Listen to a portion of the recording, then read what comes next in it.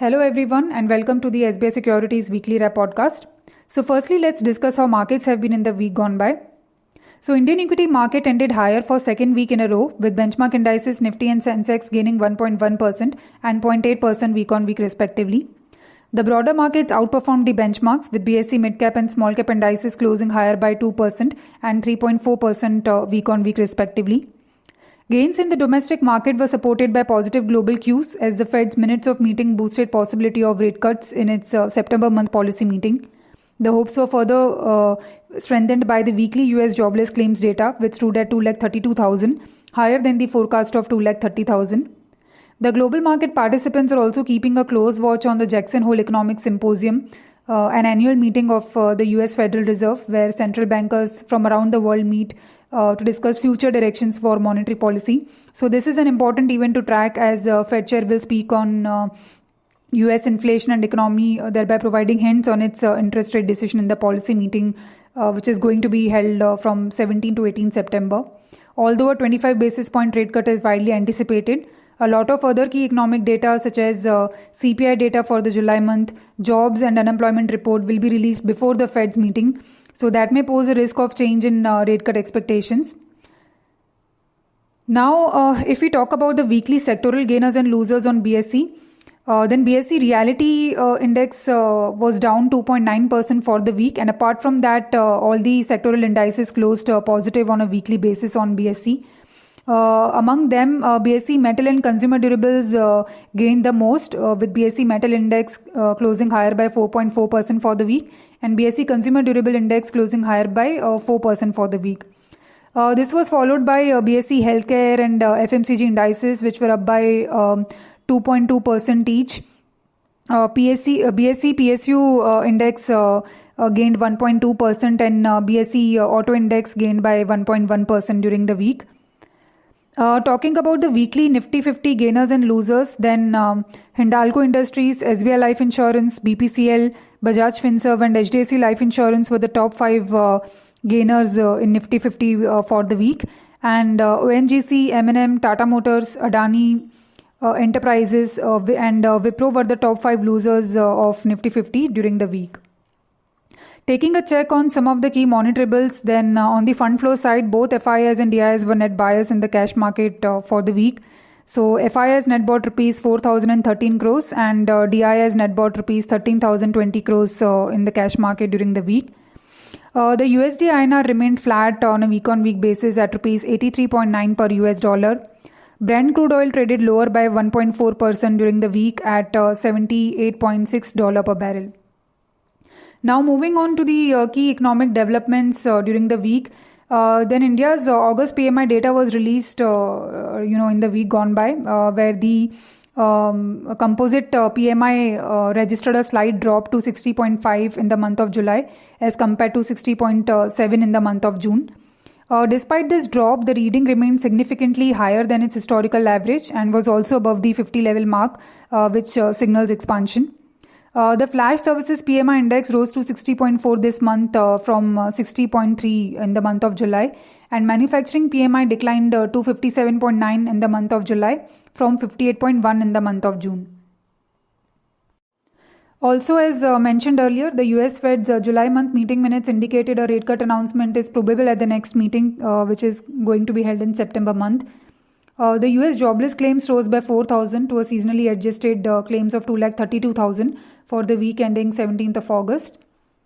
Apart from these economic data points, some of the stocks which were in focus during the week due to the news were as follows. BEML was in focus as the company partnered with the Indian Navy to develop advanced marine applications for defense, so positive for the company in medium to long term.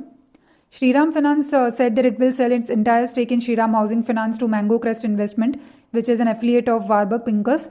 So this will be positive for Shriram Finance as it will lead to fund inflow into the company. Jain Irrigation System signed an MOU with Indian Coffee Board for commercial release of disease-resistant coffee plants to the growers. So that will be positive for the company in medium term. Techno Electric and Engineering partnered with IndiGrid to develop greenfield transmission projects, so positive for the company. Hazur Multi Projects emerged as the lowest bidder for a project worth Rs 274 crores from Maharashtra State Infra Development Corporation. IndusInd Bank received RBI's approval for undertaking mutual fund business via new subsidiary.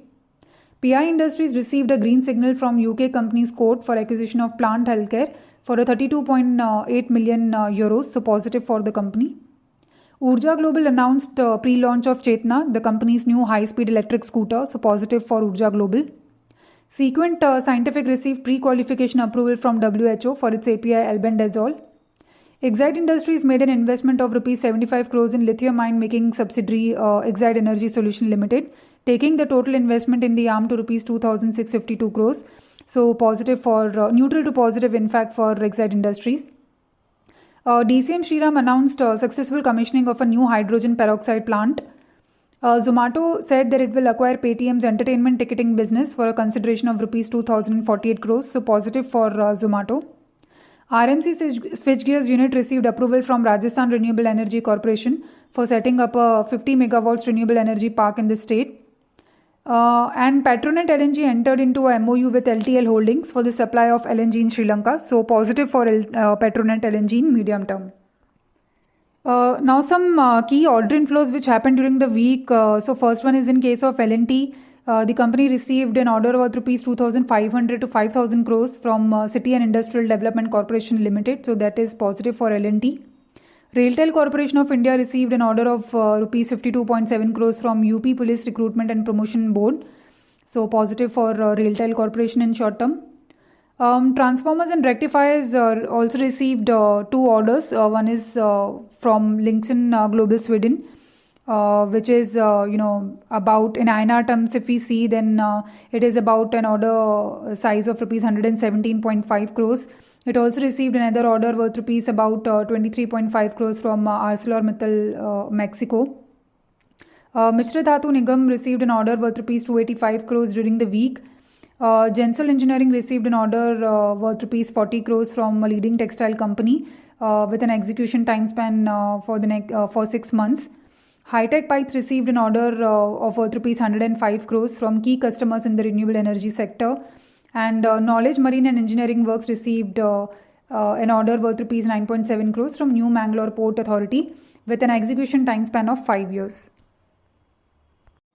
Now, this week we have given few calls. First one is Ask Automotive. This particular call we have given under our Pick of the Day call segment, which is for the period of 3 to 6 months. So Ask Automotive we have given at a CMP of Rs 426.2 and the target price is 468. Ask Automotive is the largest manufacturer of brake shoe and advanced braking systems for two-wheelers in India, with a market share of approximately 50% in terms of production volume for OEMs and branded independent aftermarket on a combined basis. The company has diversified product portfolio catering primarily to the two-wheeler industry and also has long-standing customer relationships with both Indian and global two-wheeler OEMs. The company has entered into technology licensing arrangements with global companies for advanced products such as asbestos-free brake shoes, retention systems for disc brake pads and safety control cables. Also, the company is going to benefit from healthy sectoral growth outlook as the two-wheeler industry in India is expected to grow in double digits in FY25 on the back of recovery in the rural markets. The company is a supplier to all the major ICE two-wheelers as well as EV two-wheeler OEMs and is expected to ride the growth wave in the two-wheeler industry. So we are positive on Ask Automotive. Another call which we have given in the same Pick of the Day call segment is Aditya Birla Sun Life AMC. This call we have given at a price of Rs 768.8 for the price target of Rs 884.1. Aditya Birla Sun Life is primarily the investment manager of Aditya Birla Sun Life Mutual Fund. It is one of the leading asset managers in India, servicing around 9.4 million investor folios with a pan-India presence across 300 plus locations and an overall assets under management of Rs 3.5 trillion as of June 2024. Also, in the Pick of the Week call segment, which is for an investment period of 10 to 12 months, we have given a call on Jindal SAW at a CMP of Rs 682 and for a price target of Rs 784.3. Jindal SAW operates through 4 strategic business divisions of SAW pipes, DI pipes, fittings, seamless pipes, tubes and mining pellets. It has well-diversified product portfolio and a healthy order book for iron and steel pipes and pellets of $1.65 billion. It also posted robust performance with margin improvement in 1Q FY25 on the back of increase in value-added products. So we are positive on Jindal SAW as well. And during the week, we have also released an initiating coverage report on Aditya Birla Capital. This is also a long-term investment call. This we have given at a CMP of rupees 222.2 for a price target of 280. Aditya Birla Capital is a non-deposit taking systematically important core investment company which is registered with the RBI. It is a holding company of the financial services businesses of the Aditya Birla Group. It has well-diversified financial services businesses. Strong parentage and relatively attractive cost of funds have led to robust liability franchise and increased synergies in the group post the merger of Aditya Birla Finance and Aditya Birla Capital. So we have come out with an initiating coverage report on Aditya Birla Capital. Now, after taking a look into the key market data points during the week, now let's see what is the market outlook for next week.